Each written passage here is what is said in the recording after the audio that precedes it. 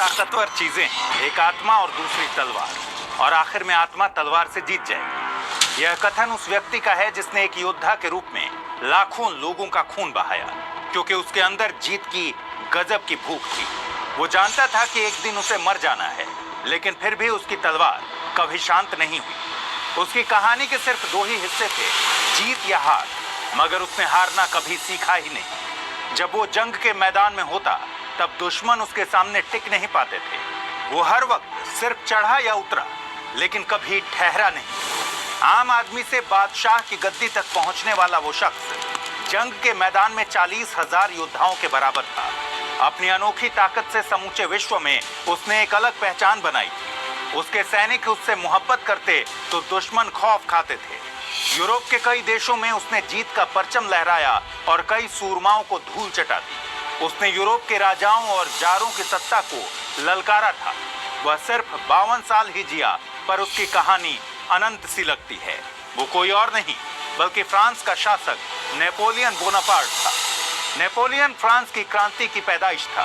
French revolution जब अपने चरम पर था, तब वो फ्रांस की राजनीति में अपनी पैठ बना रहा था। उसने खुद को महान सेनापति साबित कर फ्रांस को यूरोप का ताकतवर देश बनाया। विश्व विजेता बनने की चाह में यूरोप के ज्यादातर इलाकों पर वो कब्जा कर चुका था। उत्तरी Italy, Venice, Austria, Switzerland, Holland वगैरह की सेना उसने पराजित कर दी थी। लेकिन ऐसे शक्तिशाली कमांडर का बुरा वक्त भी आया। बुरा इतना कि 2 बार बंदी तक बनाया गया। निर्वासन तक की नौबत आ गई। वाटरलू की लड़ाई नेपोलियन के ताबूत की आखिरी कील साबित हुई। वाटरलू में पराजय से वो अर्श से फर्श पर आ गया।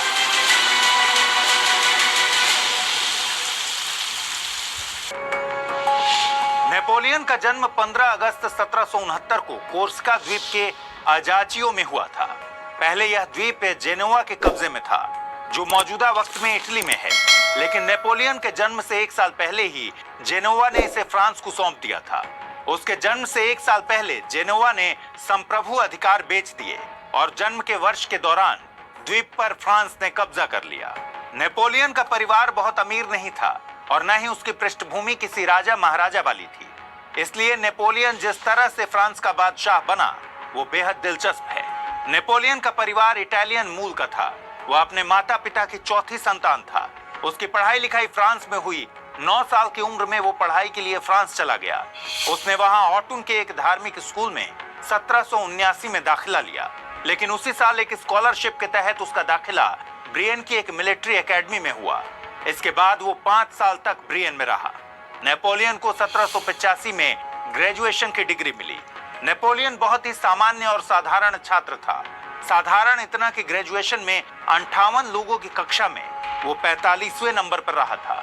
लेकिन वह भविष्य में एक महान सेनापति बनेगा, इसकी संभावना बचपन में ही दिखने लगी। एक शिक्षक ने देखा कि नेपोलियन हमेशा गणित के अनुप्रयोगों में शानदार है, साथ ही वह इतिहास और भूगोल से काफी अच्छी तरह परिचित है। उन्होंने भविष्यवाणी कर दी कि ये लड़का एक दिन अव्वल दर्जे का नाविक साबित होगा।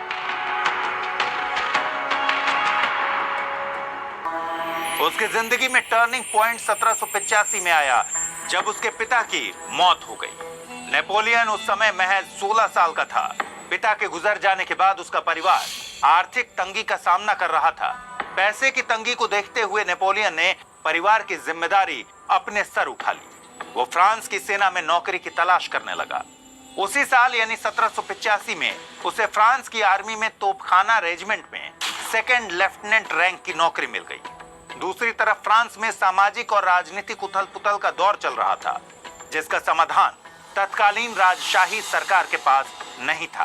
राजशाही को उखाड़ फेंकने और लोकतंत्र की स्थापना के लिए 1789 में फ्रांस में क्रांति भड़की। उस समय फ्रांस में लुई 16वें का शासन था। लोकतंत्र के समर्थकों ने स्टेट जनरल की जगह नई संसद नेशनल असेंबली का निर्माण किया। नई संसद ने कोर्सिका के नेता पास्कल पाओली को वापस कोर्सिका जाने की इजाजत दे दी।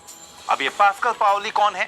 दरअसल जब नेपोलियन के जन्म से ठीक पहले कोर्सिका द्वीप पर फ्रांस ने कब्जा कर लिया था, तब नेपोलियन के माता पिता उस आंदोलन में शामिल थे जो फ्रांस के कब्जे का विरोध कर रहा था।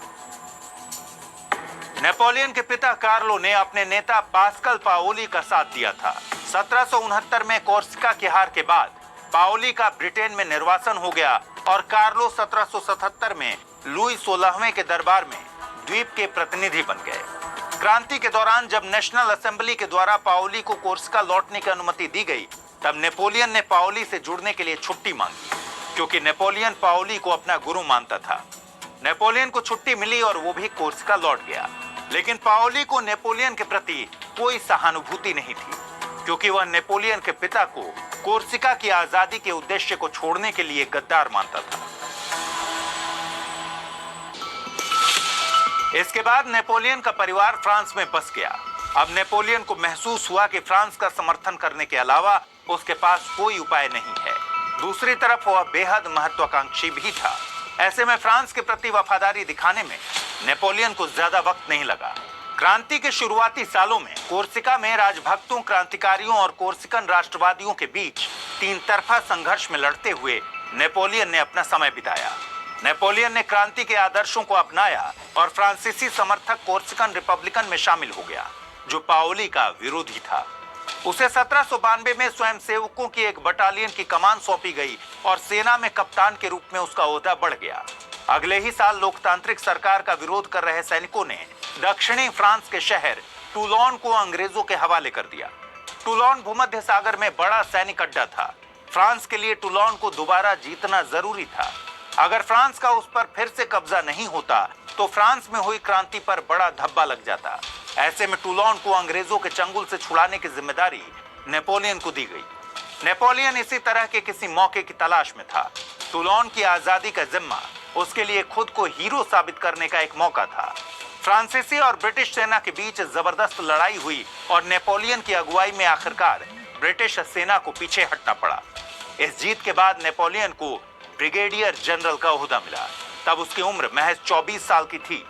अब फ्रांस में नेपोलियन की कामयाबियों के किस्से मशहूर होने लगे थे। जब शाही परिवार के समर्थकों ने लोकतांत्रिक सरकार के खिलाफ बगावत की, तो सरकार को बचाने की जिम्मेदारी नेपोलियन पर आई। 5 अक्टूबर 1795 को शाही परिवार के समर्थकों ने पेरिस के नेशनल कन्वेंशन को घेर लिया। तब नेपोलियन ने एक छोटी सी सेना के साथ करीब 20,000 सैनिकों का सामना किया। मार्च 1796 में नेपोलियन ने जोसेफिन नामक महिला से शादी की। शादी के 2 दिन बाद ही नेपोलियन पेरिस से इटली के लिए रवाना हुआ, जहां उसे सेना का कमांडर बना दिया गया। असल में उस समय तक इटली का एकीकरण नहीं हुआ था। इटली कई हिस्सों में बटा हुआ था। उत्तरी इटली जो फ्रांस से लगा हुआ था, उस पर ऑस्ट्रिया का प्रभाव था। ऐसे में नेपोलियन को डर था कि कहीं ऑस्ट्रिया इटली के रास्ते फ्रांस में भी ना दाखिल हो जाए। नेपोलियन के नेतृत्व में इटली की फ्रांसीसी सेना ने ऑस्ट्रिया की सेना को परास्त कर दिया। उत्तरी इटली रिपब्लिक ऑफ वेनिस का हिस्सा था, लिहाजा वेनिस 2 टुकड़ों में बट गया। एक टुकड़ा फ्रांस के हिस्से में आया और दूसरा ऑस्ट्रिया के। ऑस्ट्रिया का हिस्सा वेनिशियन प्रोविंस कहलाया और फ्रांस का हिस्सा सिसिलपाइन रिपब्लिक कहलाया। इसके बाद नेपोलियन फ्रांस लौट आया। नेपोलियन ने 1799 तक फ्रांसीसी क्रांति के नाम पर अधिकांश इटली पर विजय प्राप्त कर ली। उसने पुरानी इकाइयों को मिलाया और ऑस्ट्रिया के हिस्सेदारी को कम कर दिया। इस समय तक यूरोप के कई इलाकों पर फ्रांस का कब्जा हो चुका था। फ्रांस की सत्ता उसकी जेब में आने को तैयार थी, मगर उसका इरादा कुछ और था। उस वक्त सिर्फ ब्रिटेन ही था जो फ्रांस के विरोध में था। असल में ब्रिटेन अभी अभी फ्रांसीसी गणराज्य के साथ युद्ध में एकमात्र प्रमुख यूरोपीय शक्ति बना हुआ था। ऐसे में फ्रांसीसी डायरेक्टरी ने ब्रिटिश विरोध का मुकाबला करने के लिए कई रणनीतिक विकल्पों की जांच की। इस डायरेक्टरी में फ्रांस के शीर्ष नेता थे जो देश चलाते थे। वे आयरलैंड और ब्रिटेन पर हमला करने और रॉयल नेवी को चुनौती देने के लिए फ्रांसीसी नौसेना का विस्तार करना चाहते थे। इधर 1796 में ब्रिटेन और स्पेन के बीच युद्ध छिड़ गया। ऐसे में भूमध्य सागर में मौजूद ब्रिटिश बेड़े उस जंग में मशगूल हो गए। ब्रिटिश बेड़ों के चले जाने के बाद फ्रांसीसी नौसेना भूमध्य सागर में सबसे ताकतवर हो गई थी। वो कहता था, पूरब में जहां 60 करोड़ लोग बसते हैं, उसके मुकाबले यूरोप एक तिल के समान है। उसके मुताबिक पूर्व में कई महान साम्राज्य हैं जिन पर राज करना बहुत बड़ी बात होगी। ब्रिटिश भारत उनमें से एक था। लेकिन बोनापार्ट का मानना था कि अगर ब्रिटिश भारत के खिलाफ अभियान चलाना है तो मिस्र और उसके आसपास स्थायी मौजूदगी स्थापित करना जरूरी है। वो मिस्र और उसके आसपास के इलाकों पर कब्जा कर उन्हें फ्रांस का बेस बनाना चाहता था। जो व्यापार कर माल कमाता और उसका इस्तेमाल सेना की ताकत को बढ़ाने में वो करता। नेपोलियन उस मजबूत सेना का इस्तेमाल ब्रिटिश उपनिवेशों को जीतने में करना चाहता था। एक लंबी योजना के बाद जुलाई 1798 में भूमध्य सागर में ब्रिटिश जंगी बेड़े से बचते हुए नेपोलियन ने मिस्र की ओर कूच किया। इसमें 35,000 ट्रेंड सैनिक उसके साथ थे। वहां मिस्र के काहिरा का मामलुक सुल्तान उसके सामने ज्यादा देर टिक नहीं पाया। इसके अलावा आसपास के कई शहरों पर भी नेपोलियन ने अपना कब्जा जमा लिया। इस जीत के बाद उसने भारत की तरफ आने का इरादा कर लिया, लेकिन उसे ब्रिटिश ताकत का अंदाजा था, इसलिए उसने भारत में गठबंधन सहयोगी की जुगत लगाई। उस समय मैसूर में टीपू सुल्तान का शासन था। टीपू सुल्तान नेपोलियन के बड़े प्रशंसक थे। उसने नेपोलियन की बहादुरी के किस्से सुन रखे थे। ऐसे में आसानी से नेपोलियन और टीपू के बीच संपर्क हो गया। लेकिन इस लक्ष्य के सामने दो अड़चनें थी। एक अड़चन थी कि नेपोलियन की आर्मी की नाविक शक्ति ब्रिटिश की तुलना में कमजोर थी, क्योंकि मिस्र की नील नदी के सहारे उसने भारत जाने का फैसला किया। और दूसरी अड़चन इंग्लैंड का महान सेनापति होराशियो नेल्सन था। नेल्सन इतना वीर और साहसी था कि युद्धों में अपनी एक आंख और एक बाजू खोने के बाद भी उसके हौसले बुलंद थे। मिस्र को जीतकर भारत का रुख करने वाले नेपोलियन की खुशी ज्यादा दिनों तक बाकी नहीं रह सकी। असल में सेनापति नेल्सन को नेपोलियन के अभियान का पता लग गया। वो तब स्पेन के साथ युद्ध में व्यस्त था, लेकिन नेपोलियन के मंसूबे की भनक लगते ही उसने मिस्र का रुख किया। 1 अगस्त 1798 को नेल्सन ने नेपोलियन की सेना पर धावा बोलकर उसे चौंका दिया। इतिहास में यह लड़ाई नील युद्ध नाम से मशहूर है। इसमें नेपोलियन की सेना को कदम पीछे खींचने पड़े। 2 दिन के अंदर ही नेल्सन ने नेपोलियन की सेना पर नियंत्रण कर लिया। नेपोलियन को वापस फ्रांस लौटना पड़ा, लेकिन इस हार का नेपोलियन की छवि पर कोई असर नहीं पड़ा। जब नेपोलियन पेरिस पहुंचा, तब तक स्विट्जरलैंड और हॉलैंड में भी फ्रेंच आर्मी की जीत हो चुकी थी।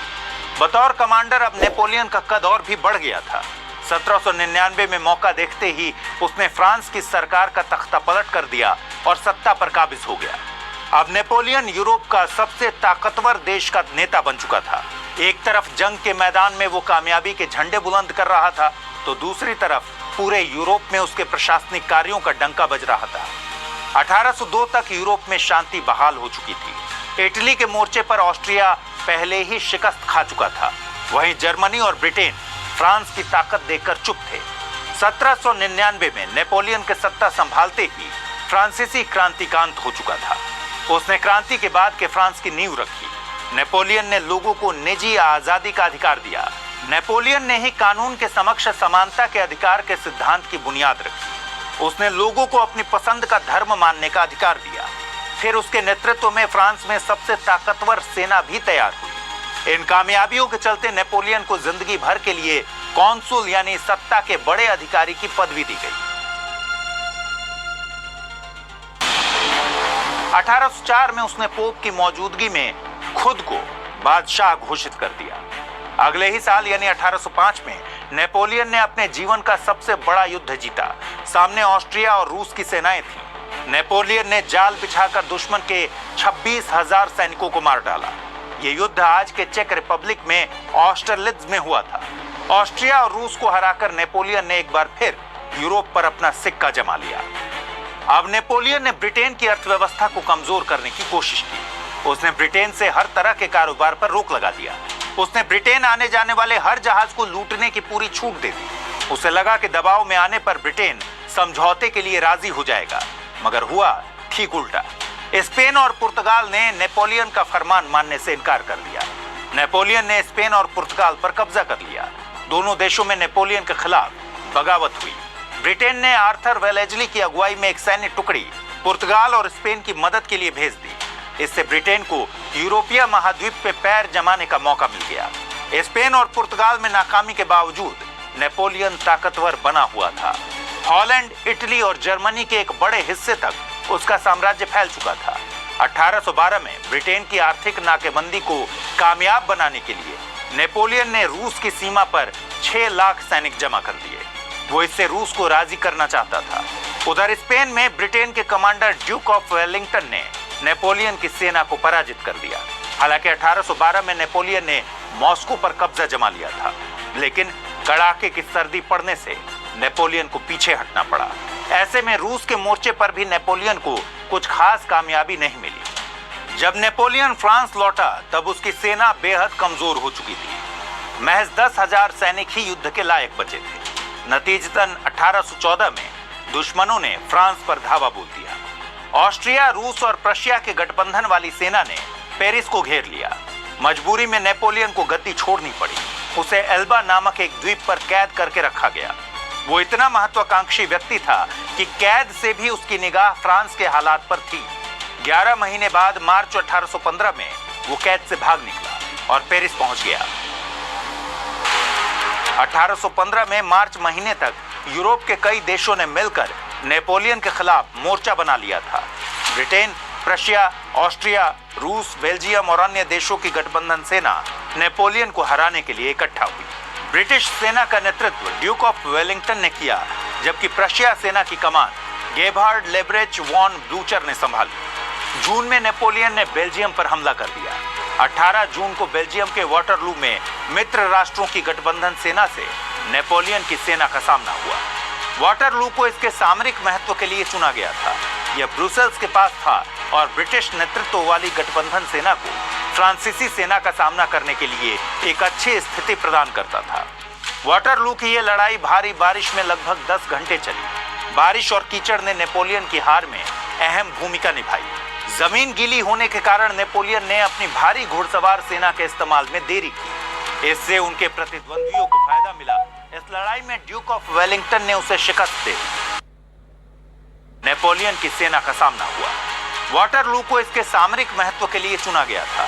यह ब्रुसेल्स के पास था और ब्रिटिश नेतृत्व वाली गठबंधन सेना को फ्रांसीसी सेना का सामना करने के लिए एक अच्छी स्थिति प्रदान करता था। वाटरलू की यह लड़ाई भारी बारिश में लगभग 10 घंटे चली। बारिश और कीचड़ ने नेपोलियन की हार में अहम भूमिका निभाई। जमीन गीली होने के कारण नेपोलियन ने अपनी भारी घुड़सवार सेना के इस्तेमाल में देरी की। इससे उनके प्रतिद्वंदियों को फायदा मिला। इस लड़ाई में ड्यूक ऑफ वेलिंगटन ने उसे शिकस्त दे।